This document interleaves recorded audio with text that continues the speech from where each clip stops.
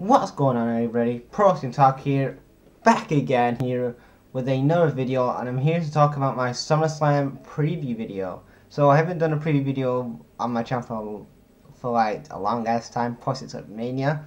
So here's a guy that who hasn't been watching the product like week in week out.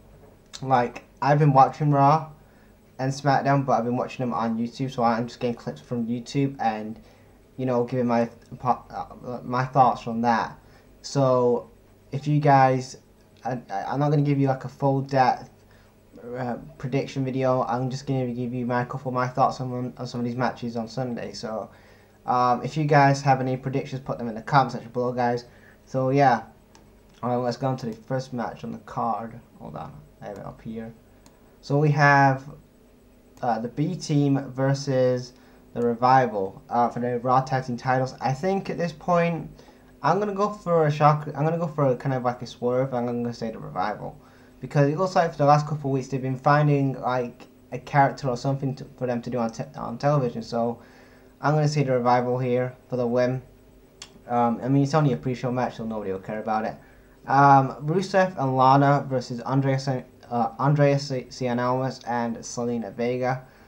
Selena Vega is smoking hot, man. And Andrea Cianalmas, since he's come on the main roster, I felt that his presence on the main roster hasn't been fulfilled yet, because since he's been on the main roster, the only thing he's done today has been feud with Sin Cara. Then he was going to do like this fucking Mexican alliance thing with Rey Mysterio, and then that never came into transition. So now it's going to be Rusev and Andreas are going to be feuding with Lana and Selena. I'm going to say that Lana and Rusev go over here. I mean, two babyfaces go over, so that's it. And then probably, or if they don't win, I'm going to say that Aiden English interferes here, and then we lead to Aiden English versus Rusev down the road at some point. But yeah, my prediction is going to be Rusev and Lana. But if, like I said, actually I'm going to go for Andrea Cianalmas and Selena Vega for the win, with help from Aiden English. That's how I'm going to say that. Daniel Bryan versus The Miz. 8 years in the making. I've been loving the two video packages they did on SmackDown this week. Real good video packages.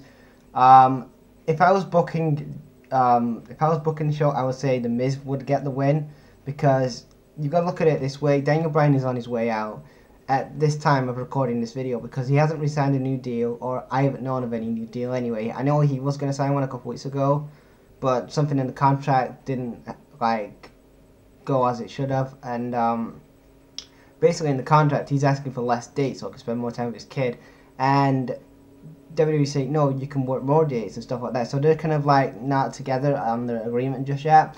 So I'm thinking, if Bryan does not re-sign with WWE, and he's not gonna, say he goes in September, which I think he might do, I would give this to The Miz, and The Miz can say, look, I'm the guy that I got rid of Daniel Bryan. I finally kicked him out of the WWE. I sent him packing. I sent him back to the bingo halls.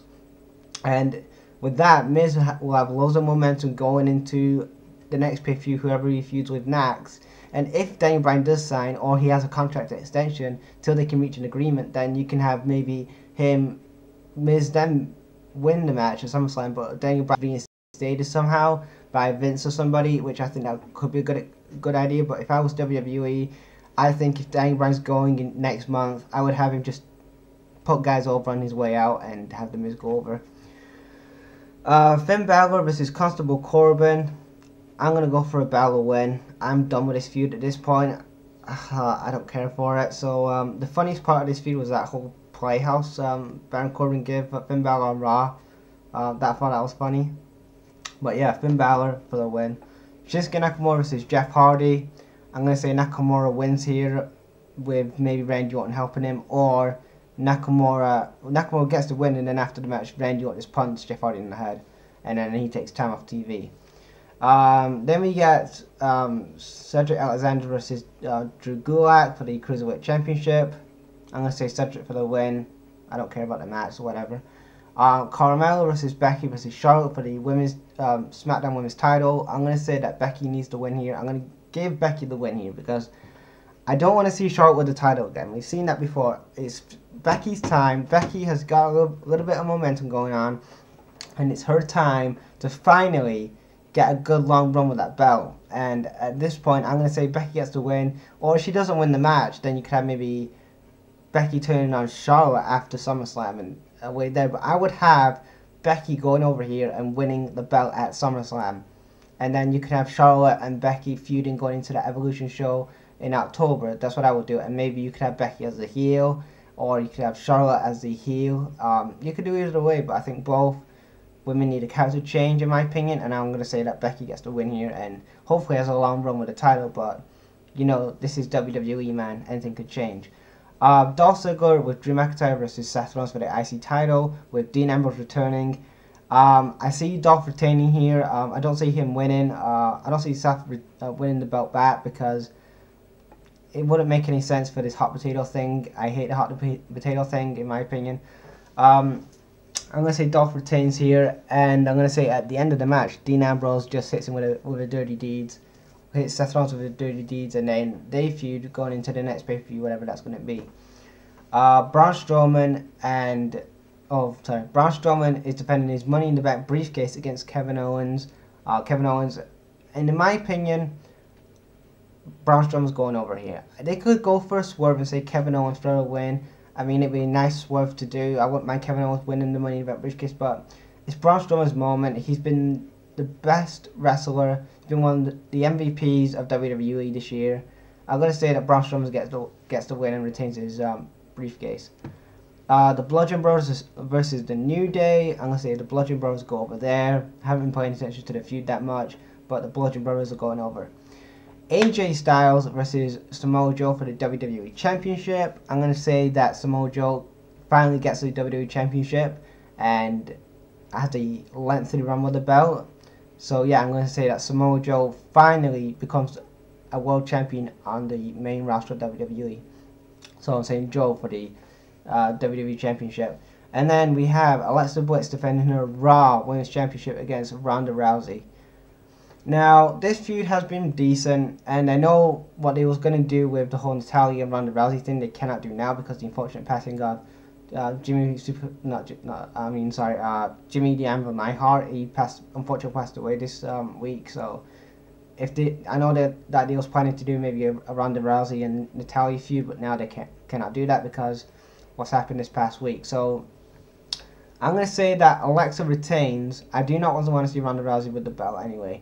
But I'm going to say Alexa retains the belt, and I'm going to say the night after SummerSlam, Ember Moon is her next challenger, and then we go to Ember Moon versus Alexa Bliss going into Evolution, where then Ember Moon gets the belt, which I'm hoping that happens because I'm a fan of both girls, and also Alexa's my wife, so yeah.